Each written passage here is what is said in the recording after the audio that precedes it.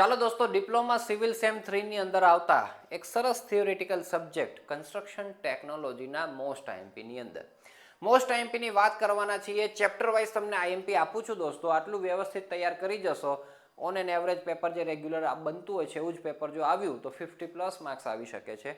બાકી અઘરામાં અઘરું twisted paper આવશે તો પણ 30 થી 35 માર્ક્સ તો મિનિમમ દોસ્તો આ ટોપિકોમાંથી આવશે.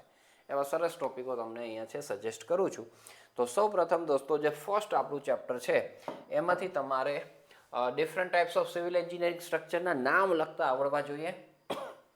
પછી આ મોસ્ટ આઈએમપી બંને ડિફરન્સ બિટવીન લોડ બેરિંગ અને ફ્રેમ્ડ સ્ટ્રક્ચર, અને આખો એક છે ને સેક્શન આપેલો છે ડોર અને વિન્ડોમાંથી લીધેલો હોય એવો, એ સેક્શન ડ્રોઈંગ આખું આપણને આવડવું જોઈએ. તો આ પહેલા ચેપ્ટરનું કામકાજ, એમાં આ તો ધી મોસ્ટ આઈએમપી છે દોસ્તો.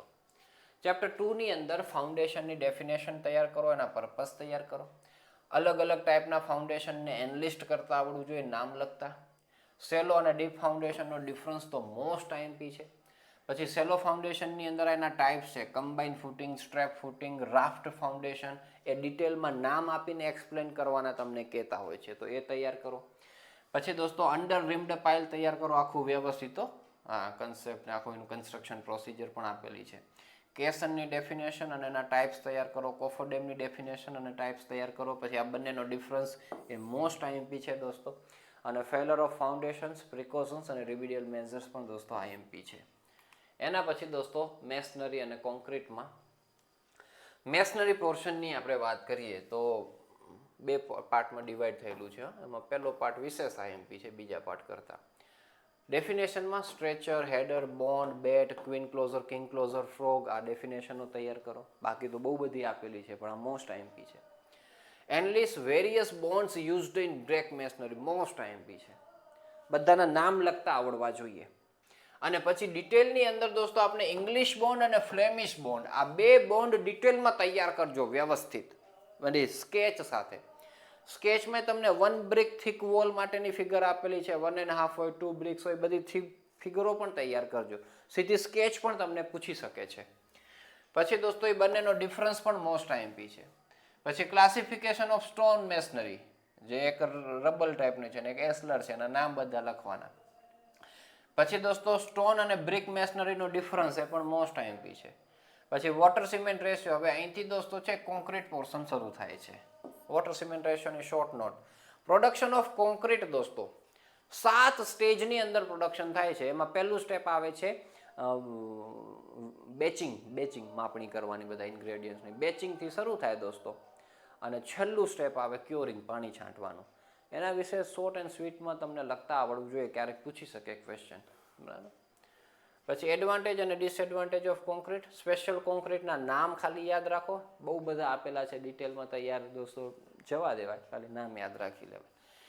અને ડિફરન્સ બિટવીન સ્પેશિયલ અને ઓર્ડિનરી કોન્ક્રીટ, આટલું તૈયાર કરાય.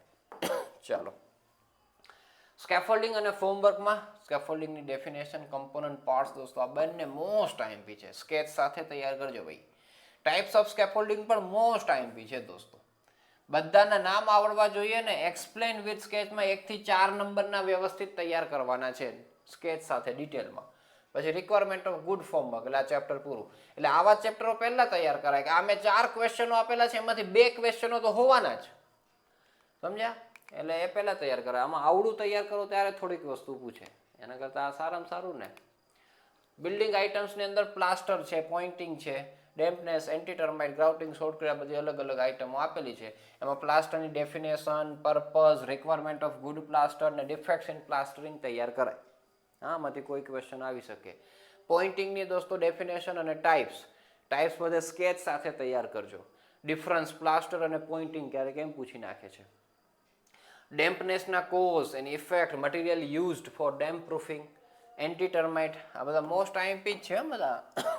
ગ્રાઉટિંગ દોસ્તો અને શોર્ટકટ, એ પણ આખું બધું જ તૈયાર કરી નાખો ભાઈઓ. શોર્ટ કરી શકો થોડુંક, બરાબર, પણ આ બધા ટોપિક કરે એની ડેફિનેશન છે, પર્પસ છે, મટીરિયલ યુઝ છે, પ્રોસિજર છે, ઇક્વિપમેન્ટ છે, ટાઈપ્સ છે. પ્રોસિજર થોડીક શોર્ટ એન્ડ સ્વીટમાં લખી શકાય, કારણ કે ક્યારેક 7 માર્ક્સમાં આખી શોર્ટ નોટ પૂછે, ક્યારેક 3-4 માર્ક્સમાં ખાલી આમાંથી અમુક સિલેક્ટેડ પૂછી શકે. એવું શોર્ટકટ અથવા ગુનાઇટિંગનું છે કામકાજ. ચેપ્ટર નંબર 6ની વાત કરીએ, કન્સ્ટ્રક્શન મશીનરી દોસ્તો. તો આમાં બહુ બધા મશીનો આપેલા છે, તમારું મગજ હેંગ થઈ જાય એટલે હું કહું એટલી પ્રિપેરેશન કરજો. પહેલું તો દોસ્તો આપણે છે ને factor affecting selection of construction equipment A most IMP છે, એ ખાસ તૈયાર કરી નાખજો.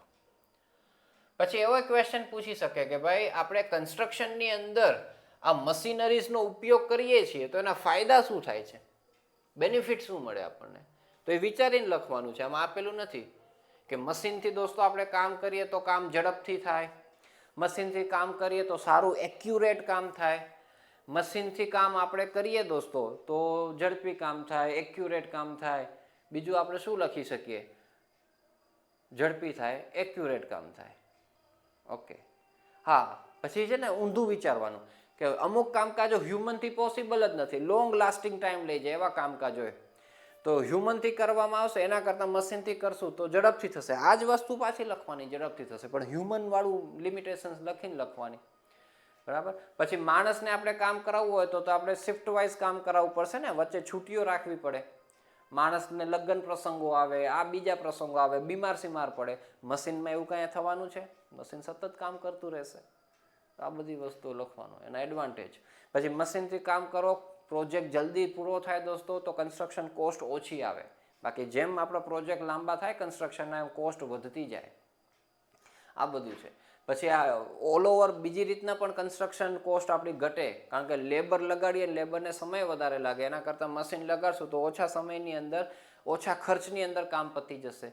તો આવું બધું વિચારીને લખવાનું, એમાં મશીન વાપરવાના ફાયદાઓ આ બધા થોડુંક આમ પોતાની રીતે વિચારવાનું. ઇક્વિપમેન્ટ ફોર એક્સકેવેશન દોસ્તો, એમાં બધાના નામ યાદ રાખો. પછી ડિટેલમાં પાવર સોવેલ અને ડ્રેગ લાઇન તૈયાર કરજો સ્કેચ સાથે. એ શોર્ટ એન્ડ સ્વીટમાં એનું લખાણ ને એવું બધું આપણે આપણી નોટ્સમાં આપેલું છે. અર્થ મૂવિંગ ઇક્વિપમેન્ટ બધાના નામ જ યાદ રાખો. હોલિંગ બધાના ખાલી નામ યાદ રાખો. હોસ્ટિંગ ઇક્વિપમેન્ટ ખાલી નામ યાદ રાખો. પછી સિયર લેગ અને ટાવર ક્રેનને ડિટેલમાં તૈયાર કરો. પછી આ batch type hot mix plant અને concrete batch mixing plant most IMP છે. આ તો ખાસ તૈયાર કરજો. આટલું જ તૈયાર કરો દોસ્તો, આમાંથી જ ક્વેશ્ચનો આવવાની શક્યતાઓ રહેલી છે, બરાબર.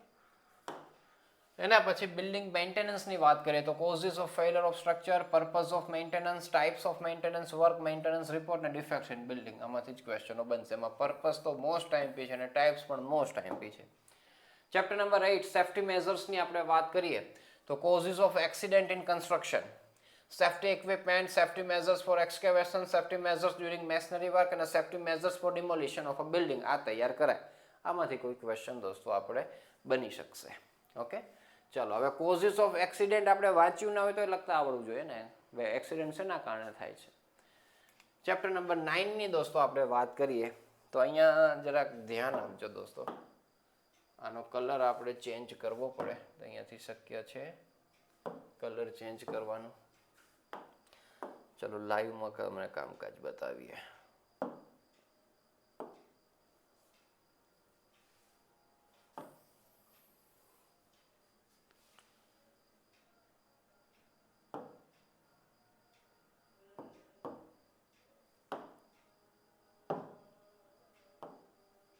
ઓકે, ચાલો હવે આમાં સમજાવી દઉં તમને. Recent advancement in construction technology, એમાં ઇમ્પોર્ટન્સ અથવા તો benefits of using technologies in construction, enlist various advanced technologies used in construction, એ બધા નામ આપેલા છે, એ તૈયાર કરજો. હવે છે ને બુકમાં ઇમ્પોર્ટન્સ આખો અલગ ટોપિક છે ને બેનિફિટ આખો અલગ ટોપિક છે. બેનિફિટની અંદર જે બધી એડવાન્સ ટેકનોલોજીસના નામ લખેલા છે, બધી પ્રિન્ટિંગ મિસ્ટેકો છે. તમે ફર્સ્ટ બેચ છો એટલે ઉતાવળની અંદર બધું પ્રિન્ટિંગ કરવામાં આવી મિસ્ટેકો ઘણી રહી જતી હોય છે, તો એ ધ્યાન રાખજો. બાકી ઇમ્પોર્ટન્સ ને બેનિફિટ્સ એક જ થાય. પછી રાઇટ શોર્ટ નોટ, આમાં 3D પ્રિન્ટિંગ દોસ્તો અને ડ્રોન અને ગ્રીન બિલ્ડિંગ. ગ્રીન બિલ્ડિંગ તો ભણીને જ આવ્યા છો તમે, એમાંથી કોઈ ક્વેશ્ચનો બની શકે. 3D પ્રિન્ટિંગમાંથી મને એવું લાગે છે પૂછશે, અથવા ડ્રોન વિશે પૂછશે. બાકી આપણે લાઈવ ક્લાસમાં બધું એક્સપ્લેનેશન આપેલું છે બધી ટેકનોલોજી વિશે.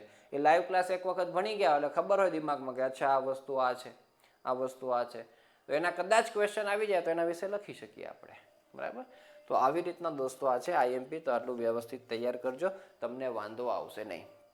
ચલો, ઓલ ધ બેસ્ટ દોસ્તો. મળીએ આપણે પછી હવે 4th સેમેસ્ટરની અંદર, એમાં મસ્ત સબ્જેક્ટો છે. All the best for sem 3.